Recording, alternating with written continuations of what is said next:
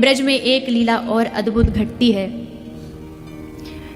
ब्रज की समस्त सखियां दूध दही बेचने के लिए पूरे ब्रज में घूमती हैं।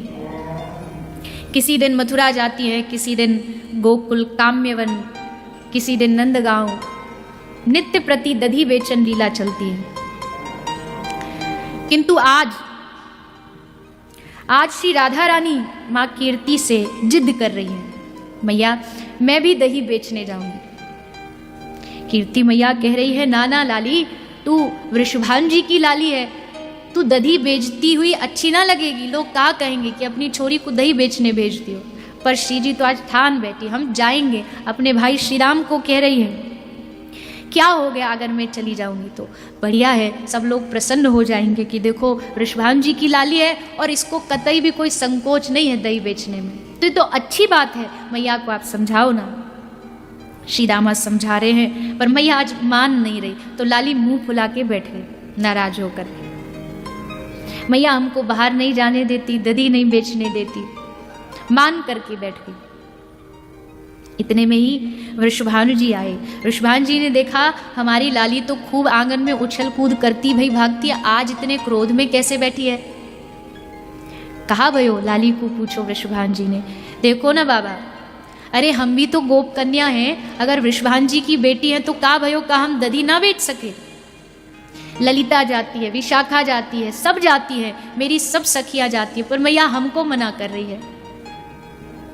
बाबा ने हंसते हुए कहा, अरे कीर्ति, ये तो बड़ी प्रसन्नता की बात है कि हमारी लाली में देखो कितनी विनम्रता है, कोई भाव नहीं है कि मैं वृषभानु गोप की बेटी हूँ। हमको तो बड़ो आनंद भयो लाली जान के, जा हमारी अनुमति है, तू जाके दही बेच ले।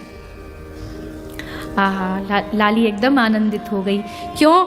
दही बेचने जाना है, पर वास्तविकता तो ये है कि कहीं दधी बेचते बेचते, आवाज लगाते लगाते उस वाणी को श्याम सुंदर सुनकर के बाहर आ जाए और उनके मुखारविंद का दर्शन हो जाए। आनंदित नाच उठी आज राधा दधी बेचने के लिए। माता कीर्ति ने अपनी लाली के लिए एक छोटी सी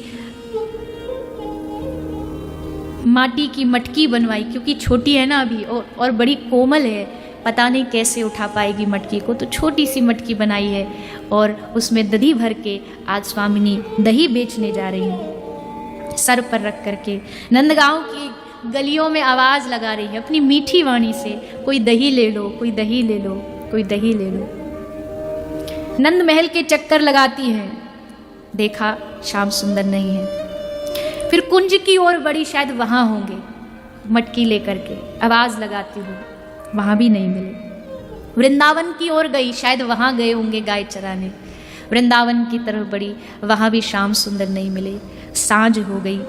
सखी कहती है, लाली अब तो ऐसे ही हमको चलना पड़े। वो ना ना, एक बार और देख लूँ, कहीं शायद कहीं छुपे हों। अरे नहीं नहीं, जल्दी चल, अगर देरी है गई तो कल ते मैया फिर ना भेजेगी दधी बेचने। चलो सब बैठो।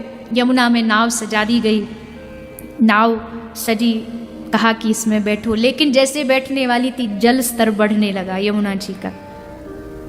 और जैसे जल स्तर बढ़ा तो उस बहाव में गोपियों की नौका भी बह गई। नाव उस नदी में बह के आगे चली गई। सखी बोली, आज को तो दिन ही खराब है। श्री राधा बोली, हाँ, जा दिन लाल जी को मुखमंडल देखने को ना मिले, वो तो दिन, वो घड़ी सब खराब है। आज कितना प्रयास किया पर कहीं श्याम सुंदर ना दिखे, व्याकुलता हृदय में है। अब क्या करे, कैसे जाए? तभी दूर से केवट की आवाज आई। केवट गाता हुआ आ रहा है, किशोर वर्ण है, गमछा बांधे हुए है, गाता हुआ आ रहा है। ये जग नैया हमार, नैया में हम हैं और हम हैं किनार। यही पंक्ति मदमस्त गाता हुआ वो नाविक उन गोपियों के पास आके खड़ा हो जाता है। ललिता कहती है, अरे भैया हमको बरसाने पहुंचा दोगे क्या? पर बड़ा अजीब नाविक है, न ललिता को देख रहा है, न किसी गोपी की बात सुन रहा है, एकमात्र किशोरी जी को निहारता जा रहा है, एक टक लगा के वहीं देखता जा रहा है। ललिता ने जोर से आवाज लगाई, अरे हम तुझसे कुछ पूछ रहे हैं, बरसाने पहुंच जा दोगे ना?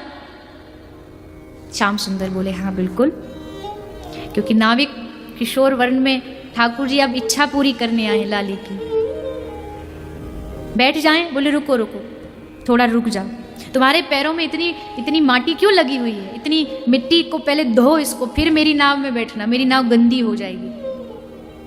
सबने अपने पैर धोए, चरण धोने के बाद बैठने लगे। फिर नाविक ने कहा रुको रुको, तुमको चरण भी धोने नहीं आते क्या? देखो अभी भी माटी लगी है। अच्छा हम धो के दिखाते हैं, लाओ।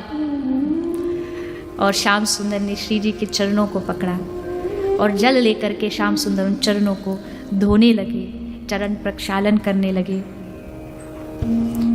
धोते धोते आनंदित हो रहे हैं, बड़े बड़े प्रसन्न हो रहे हैं, हृदय एकदम गदगद होता जा रहा है। ललिता बोली अरे अब धोता ही रहेगा कि हमको आगे भी लेकर के जाएगा, चल अब देख अंधियार होता जा रहा है, अब जल्दी हमें घर पहुंचना है, बैठो। सारी सखियां नाव में बैठ गई, श्री जी विराजमान हो गई। श्याम सुंदर ने चप्पू पकड़ा, नाव को चलाने लगे। चलाते चलाते मन में क्या आया, बोले अब हमसे नाव नहीं चलेगी। सखी बोली अरे बीच मझधार में तू कह रहा है नाव हमसे नहीं चलेगी, क्यों? बोले हमको बड़ी जोर की भूख लगी है, कुछ खाने को है, कुछ हमको पवाओ। सखी दही बेचने तो आई थी, सबकी मटकी में दही थी, सबने थोड़ी थोड़ी लेकर के प्रेम से ठाकुर जी को पवाया। प्रभु ने पाने के बाद जोर से डकार ली और अब बोले कि अब हमें आ रही है नींद,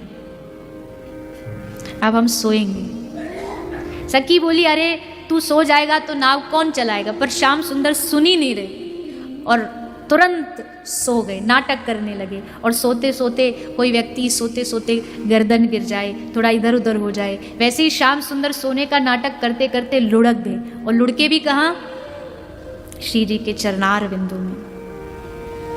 उनको एक क्षण भी वो चरनार बिंदु से अलग नहीं होना, इसलिए वहीं अपना सर रख करके सो गए। अब जब नीचे लुढ़के तो थोड़ा जो फेंट में उनकी बांसुरी बंधी थी वो बांसुरी गोपियों को दिख गई। सब चिल्लाई अरे अरे, सब हंसने लगी, अरे ये कोई केवट नाविक नहीं, ये तो हमारे श्याम सुंदर है जो हमको नाव पार कराने आए हैं। सारी सखी आनंदित हो उठी, श्री जी का हृदय भी आनंदित हो उठा कि हम जिस आशा को लेकर के आज आई थी दधी बेचने वो पूरा हो गया। सारी सखी मंडली ने मिलकर के प्रिया प्रीतम का जय घोष किया। नाव धीरे धीरे धीरे चलती चलती श्रीधाम बरसाना वृंदावन से यमुना के किनारे किनारे पहुंच गई। और अब बरसाना आकर के श्री जी के जाने का समय आया, किंतु श्री जी निवेदन करती है हे श्याम सुंदर प्रतीक्षा अधिक मत कराइएगा, जब भी निकुंज में कुंज में आपका नाम लेकर मैं आपको पुकारूं तो आप वहां आकर के मुझे दर्शन दीजिएगा,